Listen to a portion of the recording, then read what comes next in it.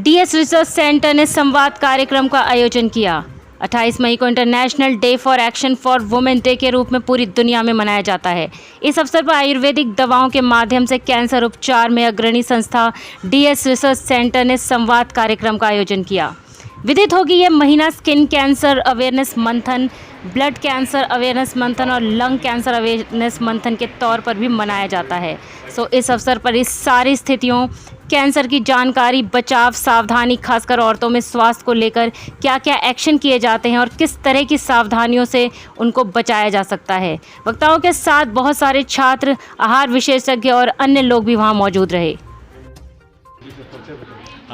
मैं डॉक्टर विकास जायसवाल और मैं चेस्ट फिजिशियन हूँ and director of lung plus clinic Mamurganj Varanasi and also head of department in popular group of hospital.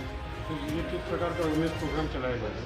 हाँ, देखिए, जो ये है लंग कैंसर को रोकने के लिए अवेयरनेस प्रोग्राम है। इसमें हमें ये अवेयरनेस होना चाहिए कि लंग कैंसर की क्या कारण है। 90% जो लंग कैंसर होते हैं स्मोकिंग, जैसे कि आजकल की युवाओं में स्मोकिंग का प्रचलन काफ़ी बढ़ गया है, चाहे वो किसी प्रेस्टीज को लेके हो, चाहे स्ट्रेस को लेके हो या किसी आदत की वजह से।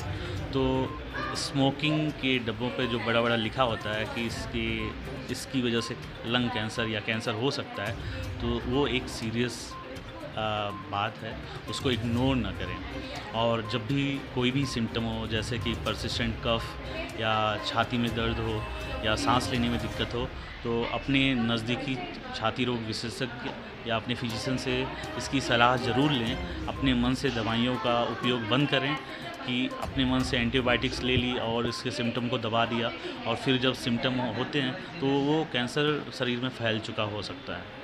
तो इसको इग्नोर ना करें और अपने सिम्टम को अपने डॉक्टर से सलाह लें। सर, आफ्टर कोविड जो है हार्ट पेशेंट की जो जनसंख्या ज़्यादा बढ़ी है, वो भी 30 से 45 के बीच में, क्या कारण है?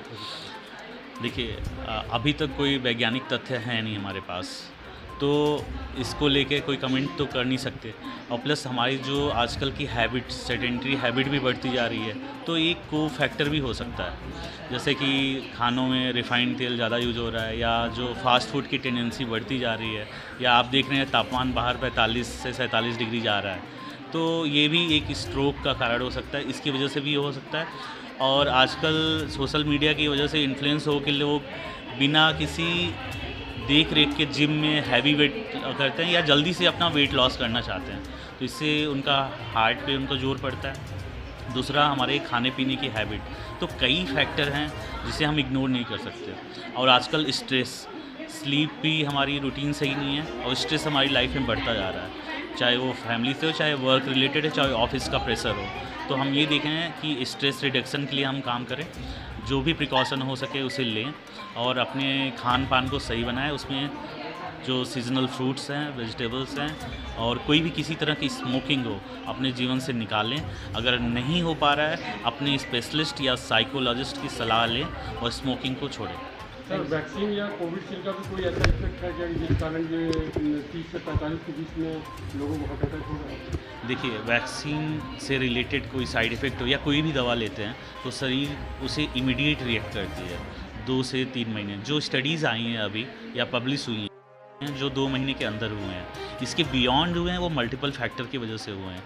तो इस पर कुछ बोल पाना कि वैक्सीन की वजह से हुए, अभी और स्टडीज़ जब होंगी तभी हम उस पर कुछ बोल सकते हैं। सर, जैसे बात किया जाए वैक्सीनेशन की, हमारे यहाँ जैसे 100 साल पे महामारी आती है, तो अगर 100 साल पहले की बात करें, 7 साल 8 साल में वैक्सीनेशन बनता है, लेकिन हमारे 8 महीने 10 महीने में बन गया। सर, आईफोन हर 6 महीने में बदल रहा है, तो we are using more technology. जो पहले नॉलेज हम 100 साल में इकट्ठा करते थे, अब वो 2 सालों में इकट्ठा या अपडेट हो रही है, तो अपडेशन की स्पीड भी बढ़ गई है। तो हम ये नहीं कह सकते कि वैक्सीन अगर हम 10 साल बनाते तो अब हम 5 साल में नहीं बना सकते, क्योंकि हमें पैंडेमिक से निकलना था। तो पैंडेमिक से निकलने के लिए हमें कुछ न कुछ चाहिए थे टूल्स, जिससे कि लोगों में डर कम हो, और एक वैज्ञानिक जो सिद्धांत पे बने हुए वैक्सीन की ज़रूरत थी, वो जो भी उस समय अवेलेबल था वो यूज़ हुआ, तो उस समय बचने के लिए वो उपयुक्त था। और बाकी जो रिसर्च सामने आएगी, आगे स्टडीज़ में आएगी, वो पता चलेगा। Thank you.